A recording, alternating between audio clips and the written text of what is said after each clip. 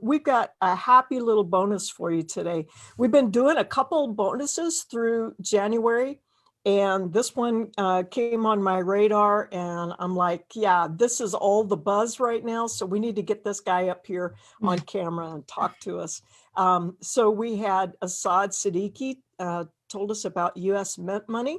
We had Nathan Wentworth telling us about flipping sneakers and other items on StockX. And of course, we have our resident Pokemon, Jameson Philippi himself, always busting in to open up. He's a big, you got to know when to hold him. He never holds them. He always opens his Pokemon cards because he's looking for the famed card.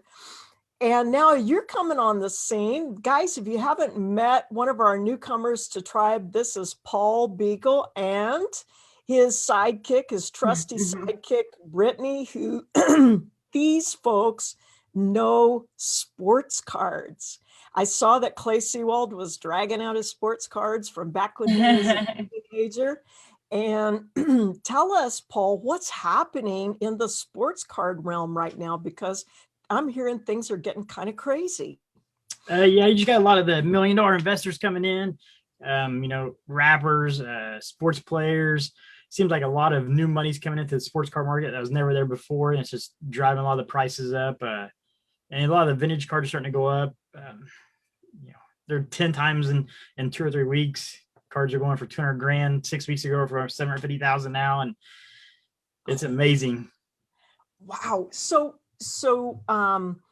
this is still relatively new, this kind of jumps in prices that we're seeing on sports cards. This is like within the last, what would you say, 2 months, 6 weeks, something like that? 3 months. Are getting 3 months. Okay. Yeah. Getting really hot. And do you think this is some of those rappers, sports aficionados hitting their 30s and 40s and going, hey, I can reminisce about, and this is kind of like a fun side gig for them, right? Yep. It's shining a lot of light on a lot of potential money that people might have stuck in a shoebox somewhere in the back of their closet. We're finding that out, aren't we? Yeah. We see it every day. Yeah. So tell us about what you guys do. And also you've got a brick and mortar, so you're seeing it in person, face to face every day. So let's talk about what's happening. Okay. Yeah, we opened our card shop, our brick and mortar store last January, right before the pandemic. So, we got thrown into that. That was kind of crazy. But I've been doing eBay myself since 2009, full time. Started Amazon about 2013. I've been doing cards for like 25 years just by myself. And then, I've always wanted a card shop. So I decided to open one finally. And then Brittany joined me. She quit her job 3 years ago. 2 years ago. 2 years ago. So she's full time with me. We got 7 kids. I coach 3 baseball teams. I'm the head umpire out here. So yeah, I'm always got something going on. Yeah, you do.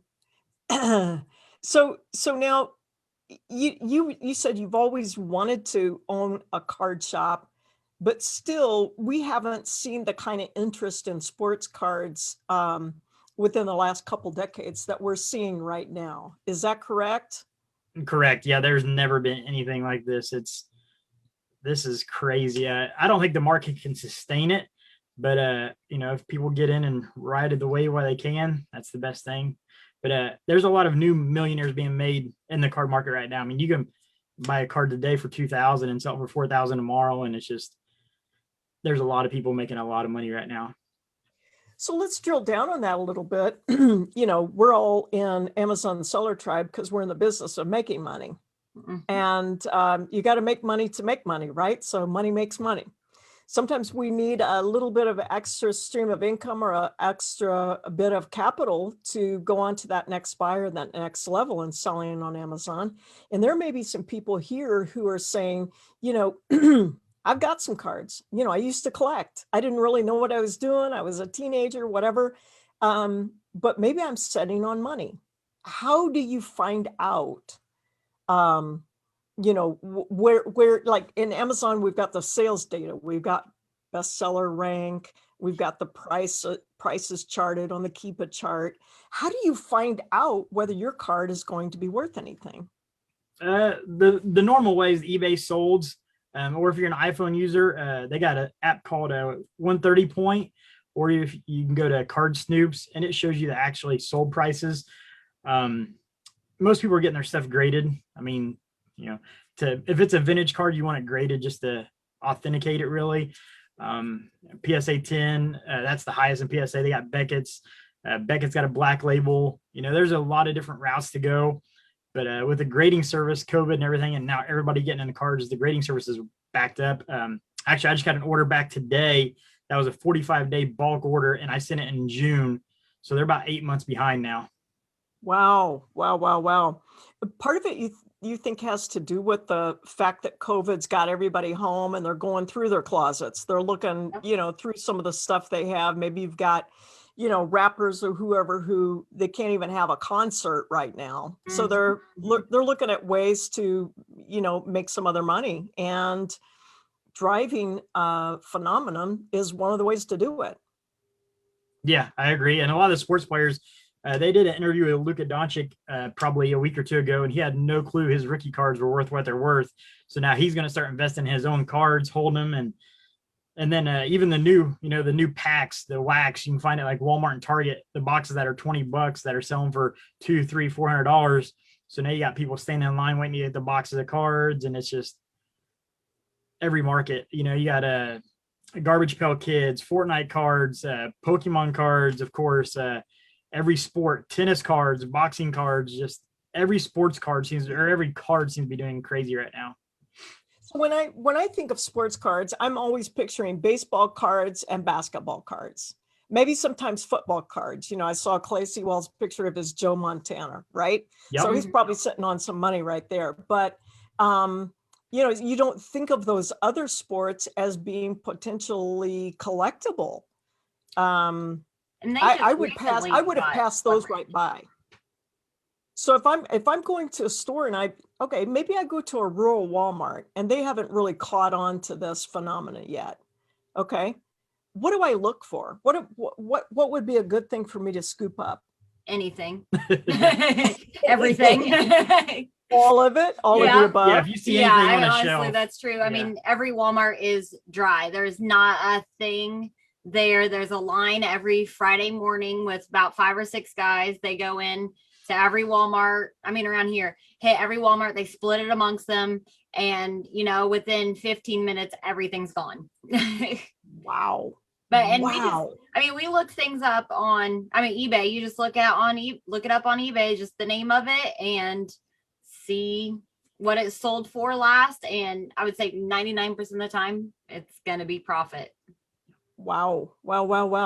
So, is eBay a safe marketplace to broker a deal on your cards?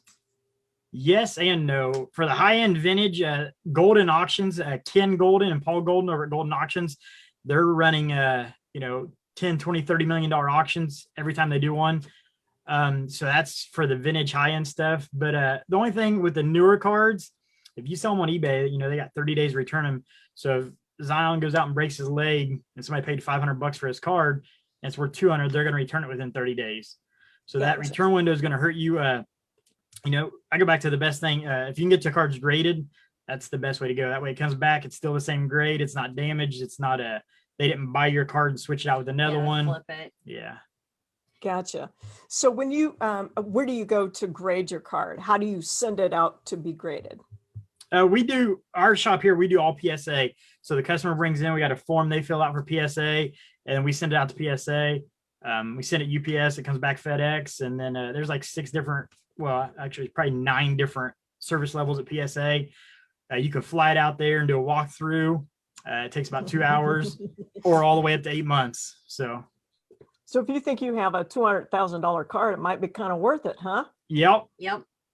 And there's people who do that. There's people who fly out that night just so they can get it the next day. It happens often, probably more often than we think. Interesting. So what's the most interesting card that you've recently come into possession of? I had a couple Jordan autos. I had a Jordan rookie PSA 3. I bought it raw, sent it to PSA. It came back a PSA 3. I sold that for about $3,000. They're now close to 7,000. So Wow. I had a Luca gold auto out of 10 that I hit. I sold it right before basketball season last year. I sold it for $4,000. And that same guy bought it, got it graded, and sold it for, I think, $64,000. Jeez. Ouch. Woulda, coulda, shoulda, right? Yeah, that hurt. Yeah, that hurt. That hurt. So how could you have avoided that? I mean, how could you have, prophesied that was going to happen? Well, back then, nobody knew the card market was going to blow up the way it did. So at that time, I don't think there would have been really, because that was a great price for it then, honestly. Yeah, We right. You were made very your money ecstatic for it. Yeah. I guess we always compare it to the stock market. You just don't know what's going to happen, and you could get burned, or you could go, wow, thank God I sold that card.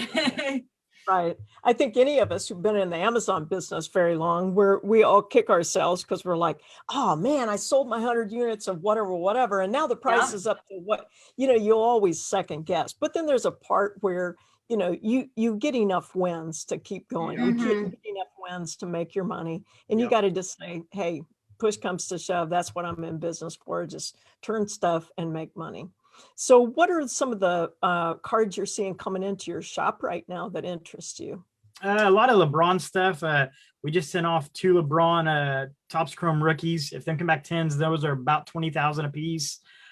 Kobe rookies are crazy right now. Any of the Topps Chrome refractors, Topps Chrome refractor of Kobe just closed out at like 400,000. And then they got all their basic, Zion, Jaws, all the big basketball is number one by far. It's got a baseball and football like doubled, almost tripled in value. Really? Oh, awesome. So, well, you brought up football. I got to go here, because I live in Missouri. So you know where I got to go, go Chiefs, right? Yep. Go Chiefs. So is that going to have anything to do with what I could get my hands on? Yes. I know a lot of people that are buying up Patrick Mahomes. I know a lot of people are selling him right now. That's a 50-50 gamble. If they win, his stuff will go up probably 20-25%. If they lose, they go down 20 or 25%. It's not going to affect Tom Brady as much because he's already got, all the rings and he's well established. But Patrick Mahomes, that kid's got a great career ahead of him. Yeah, so he's going to make a bunch of people a bunch of money because, of course, as we already know, of course, the Chiefs are going to win. So, that goes without saying. Carol and Griffey, if you're on here right now, back me up. Sandra, Ryan, you're on here, back me up, okay? Because we know the Chiefs going to win. Dan Wentworth, if you're on here right now, zip it. All right, because Mr. Brady's going down. Are there certain trends that, or certain news stories that you watch for that have an effect on the marketplace? Yeah, if you can watch Sports Center or anything, you want to catch it before, like Conor McGregor, he just come back to UFC. His autographed rookie cards were selling for about $1,800, and then a week before the fight, they were selling for $10,000, and he got beat. Jeez. So anything. So what happened to the value of the card right after he got beat? Did that affect it? Yeah, they're about 8,000, 8,500 now. He's going to fight again. Anytime and it's sad, but anytime any athlete passes away, like when Kobe passed away, his stuff shot up, and eBay actually removed all the Kobe listings for probably 3 weeks after he passed away. Right. They did an act of respect. But still, then the value of those just keep going up. Yes. Right. Mm-hmm. So there's a point where that has a longer life. We saw that with some of the other collectibles with Michael Jackson and so on and so forth. Yep. So now if somebody's out there listening to this right now and they're saying, sports cards, what the heck? I didn't know anything about sports cards. Are you in a place where you could have a conversation or a little chat with somebody if they're like, I'm sitting on this bucket of sports cards and I don't know what to do. I'd rather just get them off to a shop and have somebody look through them. Where do you stand on that? Oh yeah. Yeah. I mean, I'm free. We sit here all the time during the day. We're open 10 to 4. pretty much an open book. I've talked to Jameson quite a few times. There's a few other guys in the group that's already messaging me about sports cards. So yeah, I mean, it's pretty easy. And once you go through cards enough, within the first 5 minutes, you can tell if there's gonna be much of anything there. So right, you could shuffle through a deck and pull out the good ones, huh? Yeah, and a lot with sports cards is all about the condition it's in. So when it comes to like, if you want to say, oh, we could do a video call, like that wouldn't really get the perspective that would be needed on a good value, because you got to look at the corners, the edges, the surface. So if people are looking for the exact value of what a card is worth, finding your local sports card shop would be the best. I mean, we can say, hey, if it's in good shape, it would be worth this, but right. We would have to have it in hand to look at to really see what the condition is, because that's what it's all based on, is the condition of the card. Gotcha. So, for example, if I land a bunch of Topps cards at XYZ Walmart or whatever, and I just stumble on them, because that happens to me, old people like me, sometimes we stumble on stuff and we don't really know what we have, which is always comical to me, because I always think, some of the people that really know what they're doing, they ought to be able to get it. But from time to time, it falls my way, like I told the story on Nathan's webinar about StockX, it fell my way with PS5 when, everybody else was asleep. I was awake. So it worked out for me. But let's say I get a hold of this. Now, am I better off to just sell that box of cards, or am I better off to open it and go through it? If I go through it, what's the method for going through it? If you're asking Jameson, he's going to open it. But if you're asking me, hold it right now. Prism basketball came out last year. It's $20 a box. They're selling for $500 now. And they was at Walmart. And I mean, you can find 20 or 30 of them at every Walmart. But yeah, hold it definitely. Throw it in your closet. Forget about it. You're going to spend $150 on 10 boxes of cards, 5 boxes of cards. That's going to, 10 times, 20 times your value in 6 months. Just hold it. Just hold it. Huh? Jameson, if you don't have interest, are you listening, Jameson? If you don't have interest in sports cards, then you're better off to sell it, hold it, then sell it, then open it, because you're more likely to get more money out of selling it than opening it and hoping that one big rookie card is going to be in it. Right. So somebody else is willing to take a bet, maybe a little roll a little money to have, like us. Yes, like you guys. Yeah. You can see how excited Jameson gets when one of them lands in his hands, I'm like, he's showing a picture of the Pokemon thing. I was like, dude, I passed a whole bunch of them by at Target. I didn't know I was supposed to get them. You didn't tell me, I would have got them for you. Now, I will tell you a big thing. You cannot return cards at most Walmarts anymore, because people are buying them, opening them, taking the good cards out and resealing them like a heat sealer. And that got big for probably 2 months. I know a lot of Walmarts stopped taking cards back. Yeah. Interesting. Now, if you sell a pack of cards on eBay, are you running into that same kind of potential? No, actually, we sell a lot of our sealed stuff either in shop or on Amazon. We're ungated to sell sports cards, and there's not very many people. I mean, we're selling sports cards boxes. There's probably 3 or 4 sellers, and they fetch way more on Amazon than they do eBay, of course. Gotcha. Do you have to be ungated to sell sports cards? Yes. Mm-hmm. Okay. And is there a method to that madness? I did it probably 16 months ago. I found the email somehow. I wrote Amazon at the time, and they gave me the one guy's email who was in charge of that category.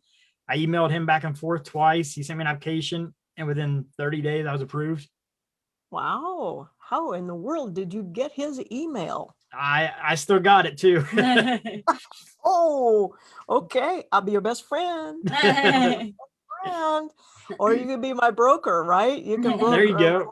Right? Better yet. So what would you say is the biggest mistake that people make when they consider monetizing their sports card collection? Not protecting the cards. Yeah. I mean, really just, you have like top loads, which are the cases that the cards go in and the sleeves. If, they have, back in the day, it wasn't that big of a deal. to protect them as well as much as it is now. So if you find those old cards, your Kobe's, your Shaq, your whatever card, get them in a good protective case to at least further any damage on them, because the price on them is just going up and up and up. Really, I mean, just researching it and looking to see what the value is, what the value could be. I mean, sometimes it's going to be more worth it to you than it is going to be to sell it, just from the memory aspect of it. But just really protecting your cards and knowing what the worth is before you go, if you look to sell or trade them, knowing what the worth is, so you don't get, your butt handed to you on that one. Right. You get snookered here in our neck of the woods. Somebody will snooker you. Mm-hmm. So don't go to the pawn shop and say, I got this card and I don't know what it's worth, and can you help me with it? Right. And I would say most card shops are going to be upfront with you, and they're going to be fair with you, because that's what keeps them in business. It's face-to-face customer service, and they're going to treat you well because they're going to want you to come back. And so we're very upfront and say, hey, this just sold for, and we show the listing on eBay. This just sold for this. I'll offer you this. And we always go back and forth and sell or trade, whatever. But I mean, I would say a card shop would be your best bet if you're, especially like bulk stuff. Or you can, sell it on eBay, take a gamble and do that. It's worked out well for us. We have way more good interactions than bad interactions with eBay. But card shops are most likely going to be the most fair place for you to sell or trade. Gotcha. Any type of memorabilia. Are there any other items that people might have access to right now that's getting very interesting for monetizing, for prices going up? I'm thinking about metals. Oh yeah, silver. So tell us what's happening there. All the same Reddit group that drove up Bitcoin and drove up Dogecoin, tried to drive up silver. Thursday it went up $1. Monday it went up almost $2.50 an ounce, and now it's came back down. It's about 26, 27. That's what we do too in the shop. It's a sports cards and coin shop. We have a very large amount of silver. There's people that say it's gonna hit 1,000 an ounce, 100 an ounce. I don't think that will happen. Silver was at 29 an ounce, and I had people call me wanting to pay 40 an ounce on Monday. So wow. Wow. So you're talking about just those coins, just the silver coins, or the, what do you call them? Ignites? Bars. Yeah. Bars, the little silver bars, right? Mm-hmm. So I know that silver has at one point hit somewhere around 40. Yeah, it was up to 49 at one point in time, but this time last year we was buying it at 17 an ounce. Silver is always a good buy, I think, in my book. It's going to hold its wealth. Better than keeping your money in the bank, I believe. Right. So, but if you buy silver, sit on silver. Don't think that you're going to flip it the next day. Correct. Yeah. Right. We hold our silver for our kids. Right. I remember when my kids were little. They're all in their 30s now, but when mine were little, we went to a coin coin show up in Springfield. And the silver coins, the nice silver coins in the little packages, were selling for $7. Yeah, those are probably 35, 45 now. Yeah, I did not buy enough of those. No, nobody ever did. Right. Would you recommend that if you have those kinds of coins that you put them in the wrappers, or can you just stack them in big stacks like, the old Silas Marner movie where he's got stacks and stacks of coins like that? We do both. We got tubes. We put them in tubes that preserves them.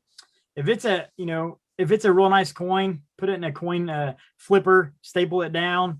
You want to keep them as nice as possible. That's at the end of the day. Silver will tone, so you do want to keep it in something, a Ziploc bag, plastic wrap. Yeah, plastic wrap, saran wrap, something. Yeah, saran wrap. So in other words, you want to kind of keep it away from the oxygen, away from the air. Okay, closed up. Protected, okay. But nothing like super special or super extreme. Now people do grade coins too. That's not something we really get into a whole lot of. But there is a market for that too. I'm not knowledgeable on it really, just because we don't care. Silver is silver to us. We're more of the regular value as opposed to the rarity value of it. Well, we know that your time is short today because Paul, you got to do sports, and more sports. Yeah.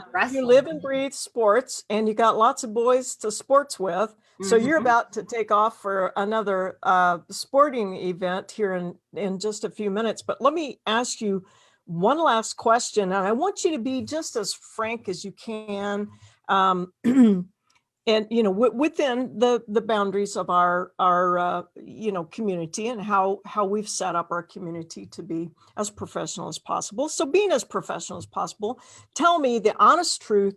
What should Jameson be doing? Keeping those boxes. Just put them in your closet. Hold them. Jameson, you got to know when to hold them, bro. You do. You can't be breaking open those packages and then breaking your own heart over and over again. 20 years, hold them. 20 years, right. So brand new, throw them in the back of the closet. Don't even open the package. Yep. And 20 years from now, you could be dancing all the way to the bank. Oh, we were just talking about this the other day. We had hanger boxes, which are like the smaller packs of Prism. We had some delivered to us. There was like 75 of them we shipped to us, and we sold them for $69, $70. Within a half hour, we had all 75 of them were bought and sold and opened, and now they are $350, $400 a piece. Yeah. Oh my gosh. Yeah, and we had them out of the box, and a customer had bought them all and opened them within a half hour of us receiving them at $69 to $70 a piece. Oh my gosh. Now we talk about it all the time. Gosh, if we would have just held a few of those, if we would have just held, and every time he buys a bunch, he says, I'm going to set 10 of them back in the closet and just hold them. Nope. You can't. No. I don't think we have any held. Right. If we were all prophets, we would have all won the lottery by now. Yeah. Right. So, but that's part of the fun of this is that surge, that adrenaline moment where you're like, hey, wait, I got something that's on fire. Yeah. And then the next minute you're like, whoop, sold it too soon. We're usually the ones who open them most of the time. Yeah. We love opening cards, and we'll be sitting here working on a late night and be bored and be like, let's go up to the shop and open some cards. You just want to get an adrenaline rush. Oh, well. It's either that or watch your kids in the next sporting event. Right? Yeah. All right. Well, you've spent 30 minutes with us, and we appreciate that. I asked you for 30 minutes, and I got 30 minutes. And guys, hopefully that this kind of thing is going to spark some conversations with you in Amazon Seller Tribe, in your households, that sort of thing, that you might have access to other streams of capital. You might other streams of income, or more ways to grow capital to build your Amazon business. So the Amazon, it doesn't have those huge fluctuations that some of the collectibles might have. But at the end of the day, you might be able to take some of your collectibles and move yourself to a better place in your Amazon business. And this is one of the reasons why we're thinking creatively like this. And Paul, super glad to have you come into Amazon Seller Tribe and bring your skills, Brittany, your skills and your talent. And I'm looking forward to seeing what everyone does over in Tribe 5 in the next coaching round we're going to do. So talk about scaling up. Get ready. Yep. Put on your seatbelt. Yep. Thank you very much. I appreciate it. Thank you. All right. Good luck to the boys as they go to their event today. Thank you. Thank you. All right. Thank you. Bye-bye. Bye.